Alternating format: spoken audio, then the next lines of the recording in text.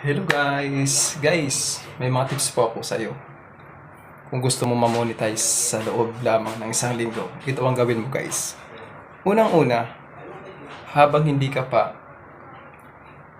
pinapasitap ni Lolo o di mo pa na-reach yung mga requirements ni Lolo, ito ang gawin mo. Yung mga video mo dyan na may nagpa-commute, siguraduhin mo, tanggalin mo na yan. Pangalawa, kung may mga videos ka dyan na may mga watermarks, like CapCut, and TikTok, tanggalin mo na rin yan para walang kuskus balungos.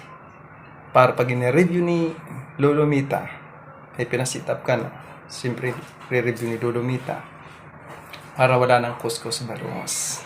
At hindi siya magdalawang isip na i-monetize ka agad o masitap ka agad.